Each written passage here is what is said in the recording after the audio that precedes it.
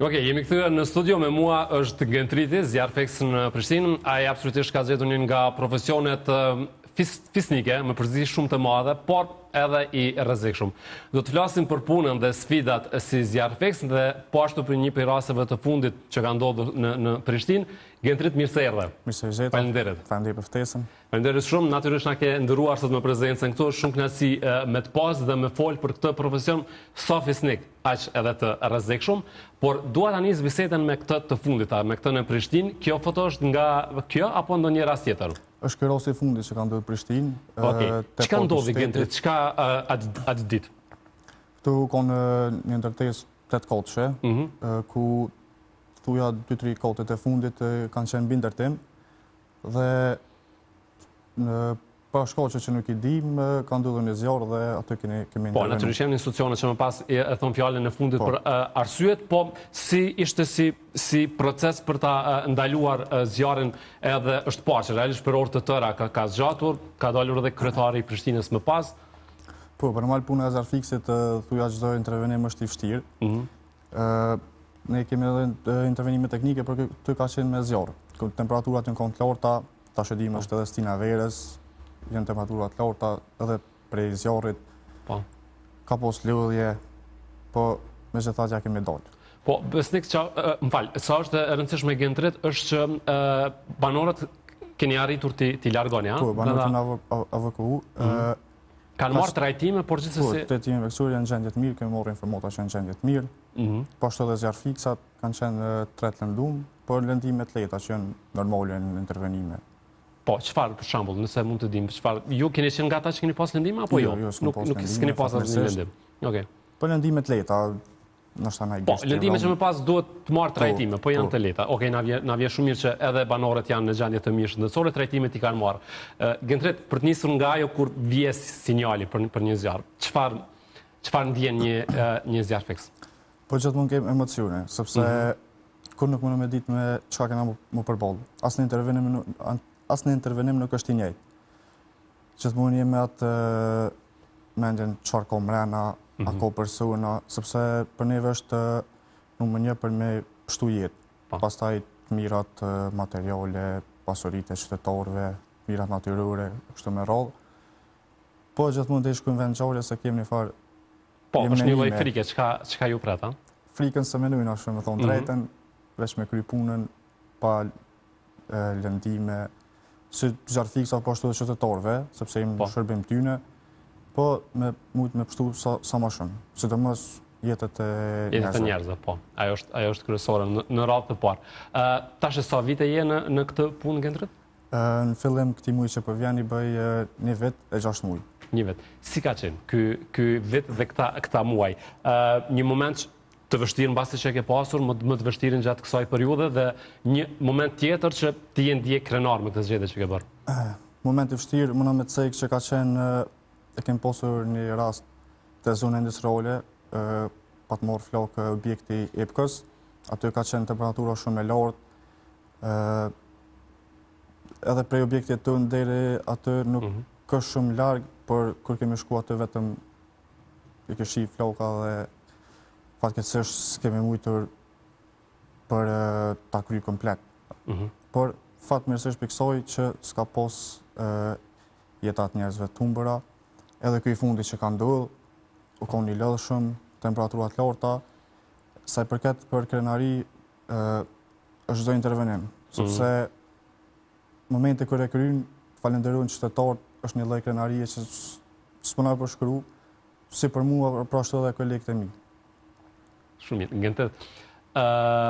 Si shumë të ri edhe ti natyrisht, ke pasur mundësi dhe ke mundësi të shumta për të zgjedhur. As sot mundësit janë të Pse? Pse këtë profesion, pse këtë zgjedhje? Këtë profesion e kam zgjedhur sepse është pikëspori, është punë humane. Se thashë më herët, kam dëshimin shërby qytetarëve. Ato lavdotat kur ja pështeni pasuni, pështeni jetë janë s'përshkruan për më një shumë mirë, për një më një personi tjetër, pështeni jetë, kështu me radhë. Okej. Është diçka që ti mendon për të ardhmen, pra që pikërisht ky ka me qenë profesioni, ky ka me qenë përkushtimi i jot, që do të jetë fokusi vetëm si zjarrfiks? Po. pëlqen puna shumë, edhe pse nga njerë është sfiduese, po atë kom gjetë veten edhe kom e vazhdu. Sfiduese sa të duash. Si është bashkëpunosh me koleget e tjera që po e shohim që janë të moshave të ndryshme? Edhe mosha më madhore kryesisht. Po. Du me cekë që në fillim kur kemi shku zjarë fiksatëri, me pranu rreth 30 zjarë fiksatëri në komunën e Prishtinës. Veteran zjarë fiksat them, në kam pritë shumë mirë. Shfrytëzoj rosti me përshëndet edhe Bear Sholën edhe Ali Azirin. Po ashtu edhe gjithë zjarë fiksa tjerë, sepse na kanë mirë pritë shumë mirë. E kanë shprej gjithmonë gatishmërinë për me na mojtë informum rreth punës, si përdorën pajisjet, rreziqet që janë, kur nuk na kanë lënë për shembull me një zjarr vetë gjithmonë me përcjelljen e tyne. Po e kalojna shumë mirë. Okej, ka bashkëpunim shumë mirë. Ti sot ke ardhur me uniformë dhe përndryshe t'ju tregojmë shikuesve je 23 vjeç. 23 vjeç që natyrisht është një lloj shpresë shumë e madhe, edhe një ndoshta dëshirë për ata të ri që duan të merren me këtë profesion, për të cilin pavarësisht që e the edhe ti vetë që është shumë fisnik edhe në kuptimin që është shumë mirë të shpëtosh jetë, por në anën tjetër ne kemi folur shpesh këtu në emision për gjendjen e zjarfikësve, për kushtet në të cilat punojnë dhe natyrisht mbijetojnë. Sa është e vështirë ta bësh këtë punë me kushtet që ju i keni? Kushtet nuk e kemi edhe shumë të këqija, por gjithmonë tash është duke dalë teknologji e re, avancime që na ndihmojnë neve me kry punën. Por për territorin që përfshin Brigada Profesionale e Zjarfikësave Prishtinës, është edhe komuna e Fushkosovës edhe e Obiliqit. Është kom mirë me pas pajisje më të avancume për kryerjen e punës më lehtë për neve, edhe normal me pas çdo intervenim rezultatin e mirë. Po. Vitin e kaluar, në emision shpesh kemi folur për shumë raste ku zjarret kanë ardhur pikërisht për shkak pakujdesisë së njerëzve. Në këtë periudhë që ti je dhe merresh me këtë profesion, sa ke arrit me kuptuar që realisht sa janë të vëmendshëm edhe të kujdesshëm qytetarët për të rrezikuar, sidomos në këto ditë të nxehta, temperaturat janë shumë të larta. Po, unë për këtë temë sport kisha dashur të më apelu qytetarët këtë sezonën e verës, kur këtë dim që bori sidomos është i thotë. S'po them që e boj me qëllim edhe najsem, po një hudhje cigarës për shembull prej kerrit, aty një shkëndije vogël vynë edhe temperaturat janë të larta dhe ka me pas gjithçysh zjarr. Kështu që apeloj me pas kujdes për më shumë sezonin e verës, domethënë si jena pranu vjet, jena i domethënë direkt sezon. Në akon të ri ka pas shumë raste. Okej, atë kujtohet cili ka qenë terreni i parë, cila ka qenë ndërhyrja e parë? Ndërhyrja e parë, mëna me thonë Slatin. Slatin, okej. Ka të ka që i punojnë bëjqit, kurja grunit e kështu me radhë, aty. Gentrit, cili është terreni më i vështirë, më i papërballueshëm për punën tuaj? Cili prej tyre? Po shohim këto fotografi të ndryshme pikërisht nga terrenet të ndryshme, po cili është më i vështiri? Më të vështirë mëna me thonë që janë banesat. Banesat. E dim që çdo objekt për shembull ka zjarr, ne e nolim rrymën. Ka tem, nuk e dim terrenin, duhet me gjetë zjarrin, mëna me cek edhe shkallët, janë të lodhshme. Është pjesa e tubaftujit surve, që duhet me zgjodh drejt e veni. Foto nuk duken kështu për në këgjatron. Po, absolutisht nuk e vënë në pikpyetje. Çka mungon konkretisht, ndoshta nga këto mjete për cilat po fol zjarfikësve në vendin tonë, ose ndoshta që të jenë më të kohësa? Veç material. Veç material me qenë, okej. Më të avancume. Më të avancume. Dua një këshill prej teje në këtë që kur qytetarët përballen me zjarre, me fillimin e një zjarre, cili është veprimi i parë që duhet të bëjnë, që ta kenë këtë si këshill pikërisht në këto ditë të nxehta, Gentrit? Normal, ka shumë qytetarë që mënojnë, hajtë se e noli vetë, për fuli për zjarë.